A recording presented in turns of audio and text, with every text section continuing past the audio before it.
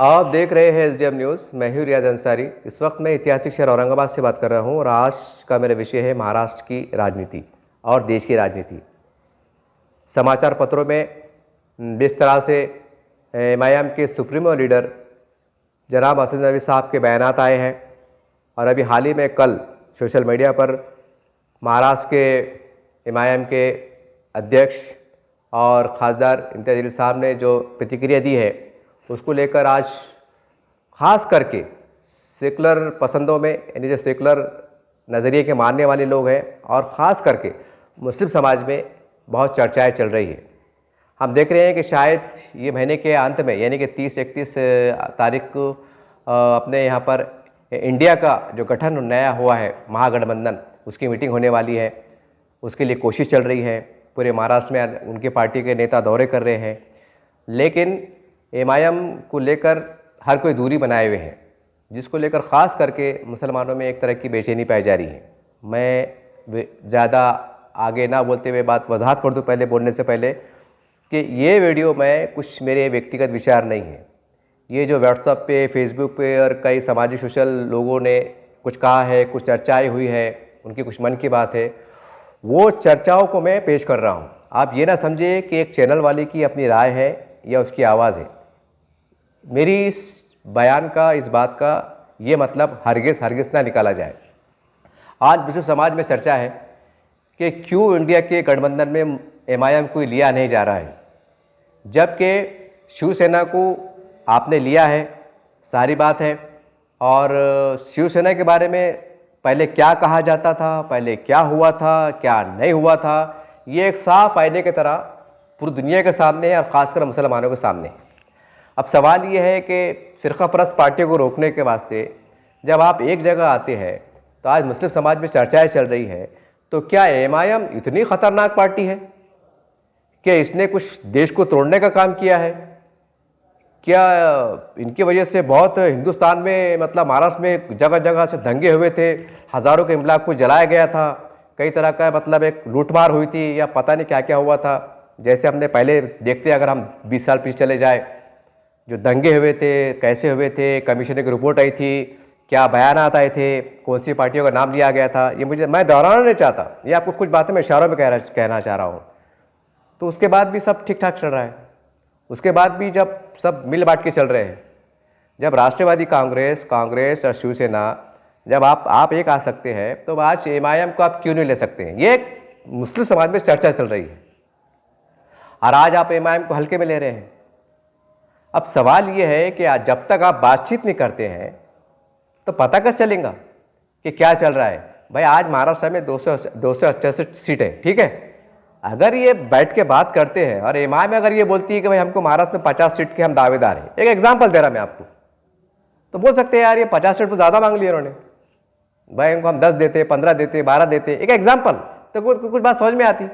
भाई आप बैठे ही नहीं, बात कर रहे ही नहीं, और बड़े नए नए वो उनकी बी टीम है और उनकी सी टीम है और ये है और वो है, ये क्या बात है? ये तो कोई बात ही नहीं हुई। यानी कि राष्ट्रवादी पार्टी के ऊपर हमारे प्रधानमंत्री नरेंद्र मोदी ने और फडणवीस साहब ने पहले कितने आरोप लगाए थे, मीडिया पे मौजूद है, कितने बड़े बड़े भ्रष्टाचार के आरोप लगाए थे। एक गुट तोड़ के चले गए और एक बन गया और सब ठीक ठाक चला। तो बोलने का मतलब उसके बाद भी मतलब ये राजनीति चलती, इतनी खुल्लम खुल्ला राजनीति चलती, और एमआईएम ने तो ऐसा कुछ किया ही नहीं है कि भाई मतलब पार्लियामेंट में मतलब कुछ सरकार बन रही थी तो 2 वोट कम पड़े, तो एमआईएम के जैसा बोलते हैं ना, 2 खासदार वहाँ पर, एक असद साहब, इम्तियाज़ साहब, भाई उन्होंने वोट डाले, हाथ उठा के वोट दिए, ऐसा कुछ रहता समझ में आता था देश के। कहो यार ये टाइम पे इन्होंने ऐसा काम बताए हुए हैं, ऐसा काम हुआ है, इन पर कैसा भरोसा करना। जैसा वाजपेयी जी की सरकार एक वोट से गिरी थी और वो वोट था फारूक अब्दुल्ला साहब का, ये भी देश ने देखा। तो जब तक आप आजमाएंगे नहीं, साथ में बैठेंगे नहीं, गुफ्त शनीद होंगे नहीं, विचार विमर्श होंगे नहीं, पत्रकार परिषद होंगे नहीं, और पहले बोल दे रहे नहीं जमता नहीं जमता नहीं जमता, ये तो एकदम अक्ल की बाहर की बात हो रही। अरे जब तक आपके साथ धोखे नहीं होंगे, वादे नहीं होंगे, माहिदे नहीं होंगे या वादा खिलाफी नहीं होंगी, तो आप कैसा बोल सकते हैं कि भाई ये भरोसे के लायक नहीं। अब कल को अगर आप जो आज महास चल रहा है, कल को 24 के इलेक्शन हो जाते हैं और फिर से एक बार केंद्र में फर्ज करो 20-25 अगर खासदार कम पड़ते हैं, फिर महाराष्ट्र में एक टोला उठ के अगर उनको समर्थन कर देंगे, बोलेंगे हमने क्या करना चलेगा, तो ये तो कोई बात ही नहीं हुई। मतलब ये कि सेकुलरिज्म के नाम पर सेकुलर पसंद जो भी है, इसमें अदर समाज के लोग भी आते हैं, मराठा समाज के आते हैं, दलित समाज के आते हैं, आदिवासी आते हैं, बिछड़े आते हैं, सब आते हैं, और बड़ी संख्या में पहले नंबर पर मुसलमान आते हैं। क्योंकि देश आज़ाद हुआ जब से आज तक मुसलमानों ने सेकुलरिज्म को बचाने के लिए काम किया है, संविधान के लिए काम किया है, संविधान को बचाने के लिए हर तरह की कुर्बानियां दी हैं, देते आया है, आज भी दे रहा है और कल भी देगा। तो सवाल ये फिर इनको आप नजदीक कर रहे क्यों नहीं? ये लोगों में चर्चा है साहब, क्यों नहीं कर रहे? यानी कि आप शिवसेना को करीब कर लेते हैं। अब शिवसेना का जो भी स्टार्ट से लेके, तो मतलब ये जब तक मतलब शिवसेना राष्ट्रवादी कांग्रेस ने इनका अलायंस नहीं हुआ था, उससे पहले का कार्यकाल और एमआईएम का शुरू से लेके तब तक कार्यकाल, दोनों की तुलना करो ना भाई। इनके बयानात क्या थे, बयानात के बाद क्या घटना हुई थी या नहीं हुई थी, नीति क्या थी, नजरिया क्या था, पॉलिसी क्या थी, ये तो सोचना पड़ेगा ना, सोचना पड़ेगा ना। हाँ भाई, इनके पास बहुत रेडागिरी थी, ईडी के छापे पड़े थे, अरबों रुपये पकड़ा गया था, या कुछ मतलब इनकी वजह से बहुत दंगे हो गए थे, 5-50 लोग मर गए थे, आधा शहर जल गया था, ये अल्लाह खतरनाक लोग हैं, ये कब क्या बोल देंगे भरोसा नहीं, ऐसा कुछ भी नहीं।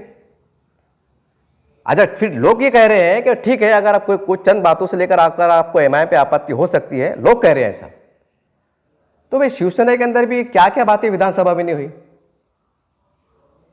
तो फिर वो माफी के दायरे में नहीं। यानी कांग्रेस राष्ट्रवादी के साथ आ गए तो एकदम एक सर्टिफिकेट मिल गया आपको, वो ऐसी बात हो रही ना, ये लोगों में चर्चा है। और आज एमआईएम को लेके बोले नहीं वो ऐसा और वैसा, और फिर कल को इलेक्शन होंगे, फिर वोट फूटेंगे।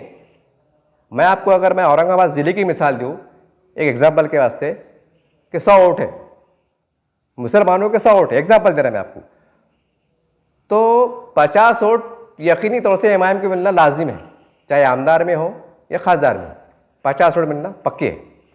जो भी है, आप जज्बाती नारे कह लीजिए, हक की बात कह लीजिए, हक परस्ती की बात कह लीजिए, या जो भी इस्लाम तराशी करना है कर लीजिए, लेकिन 50 वोट उनकी झोली में पक्के हैं। अब वो 50 वोट के बलबूते पे वो चुनकी आएंगे नहीं आएंगे बात का विषय है, लेकिन अब 50 वोट 100 में से अगर मुसलमान के 50 वोट जा रहे तो जाहिर सी बात वोट के बंटवारा हो रहा कि नहीं। अब बच्चे 50 वोट, अब जरूर नहीं कि 50 वोट पूरे महाविकास आघाड़ी के अंदर जैसा जो इंडिया गठबंधन बन रहा वहां जाएगा, जरूरी नहीं है। कोई 2-4 बंदे खड़े हो जाएंगे ना, वो कुछ नई बात करेंगे, ऐसा और वैसा, ये भी नहीं चलते वो भी नहीं चलते, हम ऐसा और वैसा 5%, 5-10% वहां वोट फुड़िएंगे। फिर चुन के कौन आ रहा? वही आ रहा जिसके लिए आप जिसको रोकने का प्रयास कर रहे हैं। अब ये दो बात है, या तो आपकी नीयत में खोट है, या तो फिर आप चाहती नहीं ऐसा हो।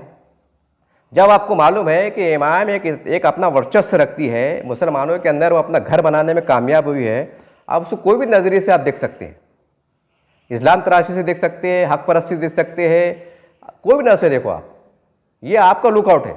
लेकिन ये बात पक्की है कि आज कम से कम अगर आपने गोपनीय सर्वे भी करा लिए तो कम से कम 50% नहीं 50 मुसलमानों के अंदर उन्होंने अपना जगह बनाने में कामयाब रहे हैं। यानी आबादी अगर मुसलमानों के 100 है, एग्जाम्पल दे रहा मैं आपको, तो 50% में एमआईएम बसी हुई है। अब मुसलमान सोच रहा है चलो हक तो बोल रहे, सच तो बोल रहे, अब हो रहा नहीं हो रहा बात की बात है। कैसा साहब, जब अपने गुस्से में आता ना, जब अपने जज्बात में आता, तुमने क्या बोलता, जान दो उसकी मैं जो होऊंगा नहीं होऊंगा, कम से कम सही तो बोल रहा ना आदमी, बोल रहा ना, मैं हमारे दिल की बात बोल रहा ना।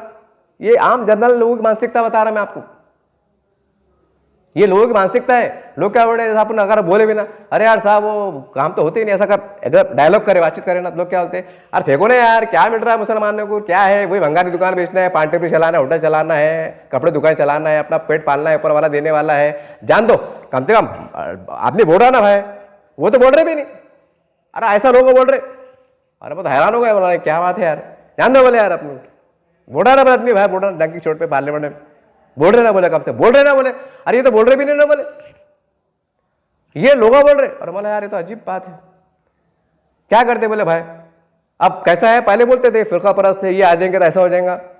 अब जब महाराष्ट्र में टूट फूट हुई ना, तब मुसलमानों के जैसे भी बात निकल गई। अब सबको मालूम अंदर कौन मिला हुआ है, क्या मिला हुआ है, कैसा नहीं, ऐसा सबको अब लोग आम चर्चा में, आप लोग डर रहे भी नहीं कि बीजेपी आ जाएंगे, बोलते ध्यान दो यार क्या करने का, जान अपने नसीब में वही लिखा हुआ है, कोई मिलना मिलाना नहीं है।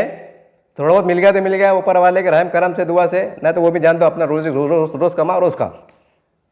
मगर लोग बोलते हैं भाई कम से कम हक बोलने वाला होना ना, हक बोलने वाला कि भाई नहीं ये गलत है, ये ऐसा हो रहा वैसा हो रहा, बोलना ना कम से कम। अब लोग अब तुम बोलेंगे भी नहीं और करेंगे भी नहीं और बोलेंगे शेर आया शेर आया। तो भाई अब शेर आया किसको बोले तुम ऐसे कौम को बोले कि जिसका ईमान है कि बचाने वाला वो है और मारने वाला वो है, ऐसे कौम को बोलते कि शेर आया शेर आया। अरे क्या करेंगे, अरे मरना है तो मर जाएंगे, बचना है तो बच जाएंगे। ये मिजाज बना हुआ है कौम का। मतलब अब क्या करते, अरे लोग भी बजदान हो गए, यार जान पे उधार हो गए, जान पे उधार बोले यार ये भी आए तो कुछ दिए नहीं, अरे ये खुदा ना खास ये भी आ गए, ये क्या देने वाले। ये लोगों को जहन माना हुआ है। अब सवाल ये है कि लोगों में चर्चा है कि जब माँ विकास आघाड़ी 2.5 साल से आप सत्ता में थे, फिर आपने मुसलमानों को आरक्षण क्यों नहीं दिया, वक्फ बोर्ड के मसला आपने हल क्यों नहीं करे। अरे आपके हाथ में था ना, सहन मानना था एक। अरे बाद में सरकार आने को रद्द कर दी थी, चलो मान लिया हमने। अरे 2.5 साल में कम से कम 50,000 लाख 2 लाख का तो मुसलमानों को फायदा होता था कम से कम। जो भी किसको मेडिकल इंजीनियर, किसको मेडिकल में एडमिशन हो जाता था, किसको इंजीनियरिंग मिल जाता था, 5,000 लोगों को नौकरी मिल जाती थी, चपरासी की, झाड़ू मारने की, कुछ तो मिलती थी, कुछ तो होता था, कुछ चीज नहीं। और फिर बोले कि नहीं वो ऐसा है, वो आ जाएंगे तो ऐसा हो जाएगा। यानी कि तुम्हारे हाथ में आया है तो तुम दे रहे नहीं, आ गए तो बस भूल जाओ। और बाद में अपने पास से कुर्सी निकल गई तो बोले वो आ जाएगा वो आ जाएगा। अरे बाबा वो आ जाएगा तो क्या करते, अगर उसको रोकने के वास्ते अगर हमने तुमको साथ दिया, तुम अगर कुर्सी बढ़ गए तो तुम हमारा भला कर रहे नहीं। ये मुसलमान ऐसा बोल रहे, तो फिर अभी क्या फायदा है गठबंधन का। अब फिर अभी ये अभिषेक साहब और इम्तियाज जलील साहब, मारा जय सिंह, अगर आपका गठबंधन, हम तो दुआ करेंगे, हम बोले तो जनता बूढ़ी हम दुआ करेंगे बराबर कि हो जाए, जैसा आप बोले फिरका परस्त ताकतों को रोकना है। अगर नहीं हो आपका गठबंधन तो क्या होगा, ये धुएंधार तकरीर चलेंगी पूरे महाराष्ट्र में। और फिर वो बोलेंगे कि ऐसा है वैसा है, ये है, तुम ये बोलेंगे वो बी टीम है, ऐसा है वैसा है। अरे बाबा तो बोल रहे ना हम आने को तैयार है। ये जनता में मिजाज बना हुआ है कि वो जब बोल रहे आने को तैयार है, मिलके बैठ के बात तो करो कि भाई अभी साहब, इम्तियाज जलील साहब बोलो क्या है, कितनी सीटें लड़ते, कितनी सीटें नहीं लड़ते, कैसा होता। अरे कम से कम वो पत्रकार परिषद के जरिए लोग तो बात तो आना कि भाई तुम्हारी डिमांड क्या थी, इनकी डिमांड क्या थी, सही है ना। अब वो इंडिया जो गठबंधन है उसमें कई पार्टियां ऐसी है मतलब जो बहुत कम अपना दायरा रखती, उसके मुकाबले में एमआईएम अपना बहुत बड़ा वसन रखती। तो अब ये बात को सच्चाई को तो कबूल करना पड़ेगा आपको। अब आप इस पर भी नहीं चलेंगे और फिर बोलेंगे नहीं नहीं, फिर वो नेता आ जाएंगे, फिर जाहिर सी बात है ये बीजेपी चुन के आ जाएंगी बराबर। फिर क्या बोलेंगे, नहीं ये खड़े थे करके ऐसा हुआ, ये खड़े थे करके ऐसा हुआ है, मतलब ऐसी बातें चलेंगी। ये इनकी साठगांठ थी, ये अंदर से मिले हुए थे। और आज क्या चल रहा महाराष्ट्र में, अजित दादा पवार शरद पवार साहब के मकान पे जाते हैं, चाय पीते हैं, बिस्किट खाते हैं, पत्रकार पूछते हैं क्या चल रहा है, ये लोग हकशक यार ऐसा कैसा हो गया। तो वो हल्लू से बोले कैसा है, बोले मतलब मीडिया में जो है मैं उसके आधार पर बोल रहा हूँ, उनकी चच्ची की तरह तबीयत खराब थी, नासाज थी, तो मुलाकात को आए। तो कैसा है, चच्ची की तबीयत खराब हुई तो भतीजे को आना चाहिए ना, सही बात है ना। अरे रिश्तेदारी में जाएंगे ना आदमी, राजनीति अपनी जगह पे जाएगा। अब इसी तरह से आजाद साहब को पूरे इंडिया में क्या बोलते हैं, जो गोदी मीडिया है और जो चंद अलग पार्टी के लीडर है, क्या बोलते हैं, भाईजान, भाईजान का हमला, भाईजान ने ऐसा बोला, भाईजान का ये, भाईजान का वो। यानी आजाद साहब को पूरे इंडिया में भाईजान बोल के मशहूर कर दिए। अब भाईजान के दो मतलब होते हैं मुस्लिम समाज में।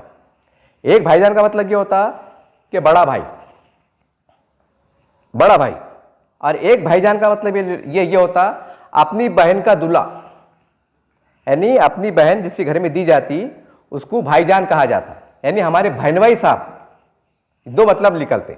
तो 90% जो मुस्लिम समाज में, क्योंकि मैं खुद मुस्लिम समाज में आता हूं, बड़ी गारंटी से बड़ी जिम्मेदारी से कह रहा हूं कि भाईजान का मतलब जो है तो बहनभाई साहब जो होता है। यानी अगर हम किसको भाईजान बोल रहे हैं तो गोया उनकी जो धर्म पत्नी है, उनकी जो अहलिया है, उनकी जो बीवी है, हम उनको बड़ी बहन का मर्तबा दे रहे हैं या छोटी बहन का मर्तबा दे रहे हैं, और वो हमारे बहनभाई साहब हो गए और हम उसके साले साहब हो गए, ये मतलब निकलता।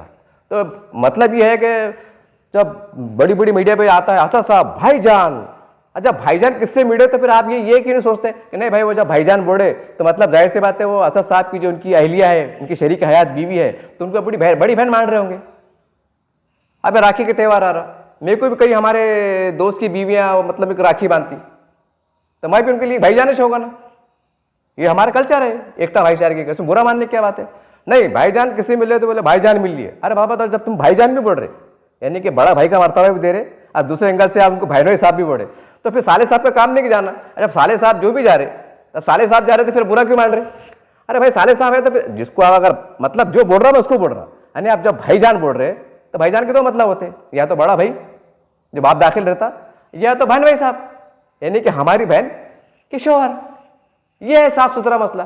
तो भाई अब भाई बहन के जब किसको अपन भाईजान बोल रहे और उनकी बीवी को बहन का मर्तबा दे रहे, तो भाई का काम देके जाने का फिर तो फिर मिल रहे थे, फिर ये क्यों बोल रहे भाईजान की मुलाकात ब्रेकिंग न्यूज काय को बोल रहे। अरे यहाँ अजीत दादा पवार जा रहे थे, यहाँ ब्रेकिंग न्यूज नहीं बन रही, और बन भी रही क्या बढ़ रहे। कैसा है वो उनकी चच्ची की तबीयत नासाज थी, तो कैसा है वो आना पड़ेगा ना। वाह वाह क्या अच्छी बात है, यानी इधर चच्ची तबीयत खराब हुई तो भतीजे आ रहे, अच्छी बात है भाई, हम भी इसको समर्थन करते, जाना चाहिए। मैं तो बोलता जब तक वो अच्छी नहीं होते वहाँ घर ही नहीं छोड़ना चाहिए, क्योंकि चच्ची भी माँ दाखिल होती है ना, यानी है ना भाई, एक कंसेप्ट है, कल्चर है हमारे पास भारत का। तो यहाँ गए तो चल जाता, क्योंकि नहीं वो कैसा है रिश्तेदारी का मसला है। फिर यहाँ पर क्यों ऐसा है, यानी समाज में ऐसी चर्चाएं चल रही है साहब, अगर मैं वो रिकॉर्डिंग करके अगर डालूँ ना तो 3-3 घंटे के जो रिकॉर्डिंग चलेंगे, मगर क्या है लोग देखते ही नहीं इतनी बड़ी रिकॉर्डिंग। फिर कैसा उसमें लोग रफ एंड टफ भी बोल डालते हैं, अड़ब भ्रम भी बोल डालते हैं, अच्छा नहीं दिखता है। इसका एक म्यार रहता है, एक वैल्यूएशन रहता है। ठीक है सोशल मीडिया भी तो क्या हुआ, उसके आगे एक मीडिया लगा हुआ है ना। तो कहने का मतलब ये है कि आज देश के मुसलमानों में और खासकर महाराष्ट्र के मुसलमानों में जो हम सोशल मीडिया चेक कर रहे हैं, हमारे कमेंट्स पढ़ रहे हैं, फेसबुक पढ़ रहे हैं, काफ़ी लोगों से मुलाकात हो रही है, लोग हमको बुला के बोलते हैं यार क्या हुआ, होगा क्या नहीं होगा क्या, नहीं लोग हमको ऐसी भावना से देखते हैं जैसे हम बहुत बड़े चैनल वाले, जबकि हम सोशल मीडिया वाले। अब मैं उनको बोलता हूँ यार भैया मैं क्या आप तक है कि कल तक है कि परसों तक है, मैं कोई तक नहीं है, मैं सुबह से शाम तक हूँ। तो वो मुस्कुरा देते हैं, अंसर साहब बड़े बेबाकी से बोल देते हैं, हाँ जी सही है सही है।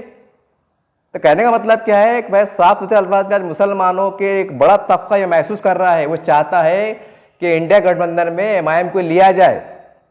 जब आप शिवसेना को ले सकते तो इनको क्यों नहीं ले सकते, दोनों में अंतर बताओ, दोनों में अंतर बताओ।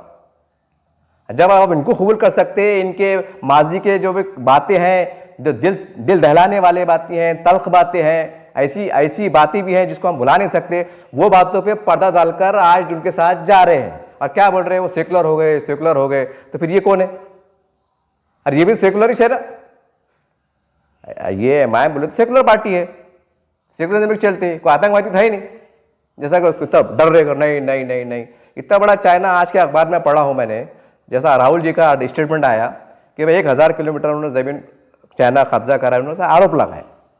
तो वहाँ पर हमारी वार्तालाप चढ़ी, इन्हें बातचीत चढ़ी। कई इससे गए साल हमने देखे, पिछले 4-5 साल पहले चाइना के प्रधानमंत्री आए थे तो मोदी चाय बना के पिला रहे, चीपा पता नहीं कौन सी भाषा में बात कर रहे होंगे, तो मेरे को भी नहीं मालूम, लेकिन बहरहाल चाय पी रहे थे, मुस्कुरा रहे थे। तो मतलब इन्हें इतना वाद विवाद होने के बाद जब जंग हो जाना चाहिए, वहाँ पर बैठ के चाय पी जा रही, मालाएं पेश की जा रही, सलामी दी जा रही, जो प्रोटोकॉल के हिसाब से होता है, सब चल रहा। इधर पाकिस्तान, यहाँ भी हमारी एकता जो भी है, यहाँ भी कहने की बातचीत चलती रहती है कि भाई पड़ोसी देश है, दुश्मनी नहीं होना चाहिए, जान किसी जान नहीं जाना चाहिए, अच्छी चीज़ है। मतलब इतने बड़े लेवल पे दुश्मनों से बातचीत हो सकती, तो ये इन्होंने ऐसा कौन सा ऐसा काम कर दिया कि भाई ये बिल्कुल उनके साथ करीब नहीं जाना, जबकि इनके आमदार चुन के आ रहे हैं, इनके खासदार चुन के आ रहे हैं, इनके नगर सेवक चुन के आ रहे हैं, इनके ग्राम पंचायत चुन के आ रहे। बिहार के अंदर 4 आमदार चुन के आए थे। अब ये अलग बात है, वो चलेगा, जो भी छोड़ दो, वो बात का विषय है, वो सबको मालूम है क्यों गए कैसे गए, सबको बोलने की जरूरत नहीं है, मीडिया उठा के दे सकते हैं आप। अरे जो इतना बड़ा वोट बैंक रखता था उनको साथ में दूरी इख्तियार कर रहे, तो आप चाहते क्या, आप चाहते क्या? फिर वही चूंगा, इसकी वजह से ये छुड़िएंगे, फिर वो उनको कुछ सीटा कम पड़ेंगे, फिर एक नया चमत्कार होगा। मोदी जी को कम पड़े थे 12 खासदार, फिर ये नया कुश्ती तोड़फोड़ हो जाएंगे, फिर वो चल जाएंगे। मतलब ऐसा लोगों के अंदर शंका बताई जा रही। तो ये कैसी राजनीति है, ये कैसी राजनीति है? अरे भाई ठीक है, उनको पाबंद करो, जो भी आपके दिल में खर्चा है, पत्रकार परिषद लो ना। हाँ भाई, अगर वो ऐसी बात कर रहे जो उन्होंने नहीं करना चाहिए, तो जनता के सामने बात लाओ ना कि देखो भाई ये पत्रकार परिषद है, अभिजीत साहब ऐसा बैठे हुए हैं, खासदार साहब ऐसा बैठे हुए हैं, ये जो भी जुम्मेदार ऐसा बैठे हुए हैं, देखो हमारी बातचीत ये हुई थी भाई, हम ये बोले ये और ये बोले ये। अब इनसे पूछो क्या पूछना है, तो पत्रकारों को बोलना आमने सामने डिबेट। टीवी में नहीं बैठते, टीवी में कैसे बोलते हाँ बोलो क्या बोल रहे, हाँ क्यों बोले, हाँ तुम्हारा क्या करना है, ये वो ब्रेकिंग न्यूज। अरे इतना बड़ा मुद्दा है, इतना बड़ा वोट बैंक खराब हो सकता है, टूट फूट हो सकता, इसके परिणाम कुछ भी आ सकते, कई सीटों का नुकसान हो सकता, इसके ऊपर कोई चर्चा नहीं, कोई पत्रकार परिषद नहीं, बस कुछ सीटें गिर जाएंगी, ब्रेकिंग न्यूज, भाईजान के बोल बचन से इतने सीट गिर गए। अरे बाबा, तो आज भाईजान खुद बोले ना आने को तैयार है, तो फिर उसको नहीं सुनते। बहरहाल ये चंद बातें थी जो मैंने रवानी में बोला, सादे अंदाज में बोला, सादा गुफ्तगू को मियार अंदाज अपनाया। इसलिए हमने अपनाया क्योंकि ये मेरा चैनल है तो सादे लोग देखते ज़्यादातर, नुक्कड़ पे चौराहों पे देखा जाता, वही बुलाते हौसला अफजाई करते हैं, कुछ बात करते हैं, कुछ की मन की बात रहती है, जैसा हमारे मोदी जी मन की बात करते हैं, तो वो मैं अपनी मन की बात नहीं करता। और मोदी जी बड़े आदमी, प्रधानमंत्री है, वो उनकी मन की बात के अंदर उनको ऐसा लगता है कि मैं देश की मन की बात कर रहे हैं, ये दिमाग की बाहर की बात है। अगर मैं कहूँ कि मैं तेरे मन की बात बोला, तेरे दिल में क्या चढ़ा, तो आप मेरे को क्या बोलेंगे, अरे बहुत बड़ा पागल है, इसको तो पढ़ेगा ले जाओ नहीं तो पूना ले जाओ। क्योंकि ये हो ही नहीं सकता ना कि मैं अगर आपको बोलूँ कि मैं आपकी मन की बात कहता हूँ, तो बोलेंगे भैया आपको कैसे से चढ़ रहा, आपको पता कैसे चला मैं दिमाग में क्या चढ़ा, आपका नजूमी है, क्या अवतार है, क्या है, आप समझ रहे ना बात को बोलने का मतलब। तो भैया अपन वो मन की बात नहीं करते, अपन मन की बात कौन सी करते, जनता क्या बोल रही, उनके अल्फाज को सुनते, जुमले को सुनते, समझने का प्रयास करते, उसमें जो अच्छी अच्छी बातें हैं वो लाके पेश करते, जैसा भी पेश कर रहा हूँ। ये है मन की बात, ये मैं जनता की मन की बात कर रहा हूँ, तो इसको सीरियस में लो आप।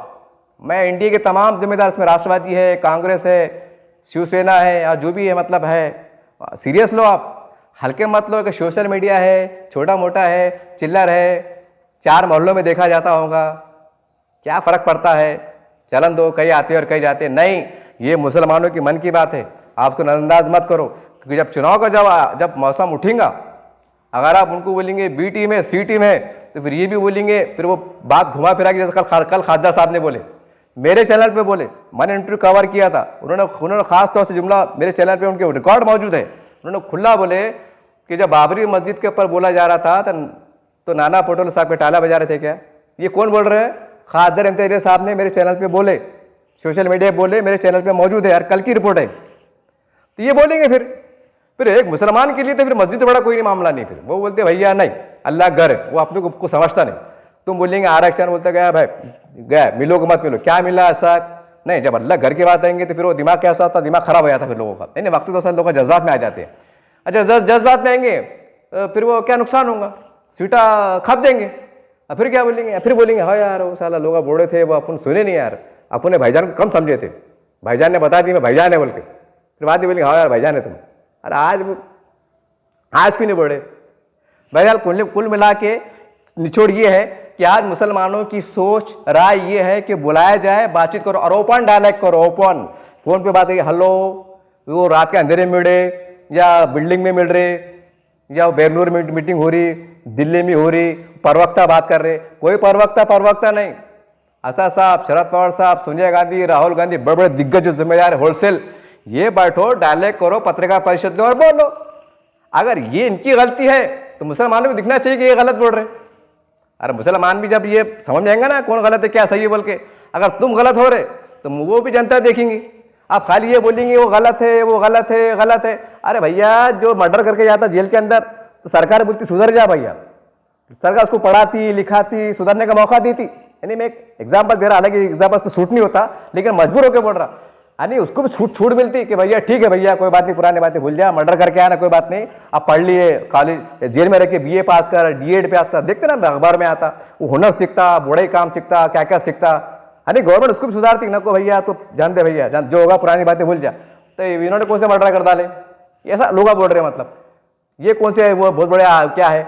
तो कहने का मतलब ये है कि भाई खुले मिलके बात करो, नहीं तो ये समझा जाएगा कि पर्दे के पीछे कहीं ना कहीं साढ़ेगांठ चल रही, ये लोगों में चर्चाएं है, और फिर ये आओ कि वो आए, कुछ फर्क पड़ने वाला नहीं। अगर आप सच में चाहते हैं कि फ़िक़्ह परस्त ताकतों को रोका जाए तो हर वो ताकत, हर वो पार्टी जिसका अगर एक आमदार भी चुन के आ सकता है, 2 आमदार भी चुन के आ सकते हैं, खासदार चुन के आ सकता है, 25% 30% अगर वोट बैंक पे ताकत पकड़ रखता है तो आपको लेना पड़ेगा। आप बोलेंगे कि नहीं जमता, और वो ऐसी है प्रवैसी है। तो आज मुसलमानों में सबसे बड़ा सवाल ये घूम रहा है कि जिस तरह से आपने शिवसेना को कबूल किया, राष्ट्रवादी कांग्रेस और कांग्रेस के नेताओं के बारे में लोग कह रहे हैं कि कबूल किया, तो आपने इमाम को क्यों कबूल नहीं कर रहे हैं? और फिर लोग फर्क पेश कर रहे, इन्होंने क्या करे थे, क्या बोले थे, क्या बयान दिए थे, इन्होंने क्या बोले थे, सब लोग फर्क कर रहे। अरे भाई बोलते ना, एक छोटी गलती बड़ी गलती होता ना ऐसा। जैसा आज लोग क्या बोले देश के अंदर, भैया जान दो, एक बड़ी फिरका परस्त ताकत के वास्ते छोटी फिरका परस्तों को साथ दे दो, ऐसा खुला बोल रहे आप। यानी इतना मजबूर हो गए लोग, कंप्रोमाइज करने को तैयार हो गए, तो इनको भी कर लो, इनके साथ मिलकर गठबंधन बनाओ, हो सकता है भाई देश बच जाएगा। फिरका परस्त ताकत जो है, जो भी है, जैसा आरोप लग रहे, जैसा इल्जामात लग रहे, जैसे जो बातें खुल के आ रही, सामने घोड़ा मैदान हो जाएगा। न तो फिर क्या है, फिर जो होने वाला है वो होके रहेगा। अगर इनको नहीं लेते हैं तो ये बात पक्की है, ये सोशल मीडिया है ज़रूर बस छोटा सा है, लेकिन ये लिख लो आप। और मैं तो कहूँगा ये वीडियो को डाउनलोड करके रख लो आप, खास तौर से याद आने के वास्ते। अगर एमआईएम को नहीं लेते हैं तो महाराष्ट्र में बीजेपी पक्की है। अब मैं कैलकुलेशन मेरे पास है, लेकिन मैं अपनी कैलकुलेशन बताते बैठूंगा तो 2 घंटे निकल जाएंगे, इसलिए मैं इतना बड़ा वीडियो को देखता भी नहीं। अब जो समझ बूझ रखने वाले हैं, राजनीति को समझ सकते हैं, छल कपट मतलब ऊंच नीच कम ज़्यादा सबको समझ सकते हैं, वो मेरा बोलने का मतलब समझ गए होंगे। अब आपके ऊपर है, आपको क्या करना है। बहरहाल जनता की बात थी, जनता की आवाज़ थी, काफ़ी लोगों ने इसरार किया था, गुजारिश की थी कि आपके चैनल से हमारी मन की बात पहुंचा दीजिए, क्योंकि मन की बात आप जैसे लोग पहुंचा सकते हैं। तो उनकी मन की बात को सुना और उनकी मन की बात को मैंने कहा हूँ। मेरा इसमें कोई व्यक्तिगत भावना नहीं है, मेरी व्यक्तिगत राय नहीं है। मैंने जो कहा गया था, लोगों ने बहुत से बढ़कर कुछ कहा है, फिर भी मैंने एक अच्छे अंदाज से जो ठीक लगा वो आपके सामने पेश किया। आप मानना नहीं मानना आपके हाथ में, लेकिन एक बात तो तय है, अगर आपको लगता है तो आप गोपनीय सर्वे करा सकते हैं, खुद घोड़ा मैदान सामने आ जाएगा। उम्मीद करते हैं कि एक देश को बचाने के लिए, इसकी संविधान को बचाने के लिए और देश में हिंदू मुस्लिम भाईचारगी को बढ़ाने के लिए, दबे कुचले बिछड़ों को इंसाफ दिलाने के लिए आप से एकजुट आएंगे। यही शुभकामनाओं के साथ मैं आपसे विदा लेता हूं। आप देखते रहिए SDM न्यूज़ चैनल।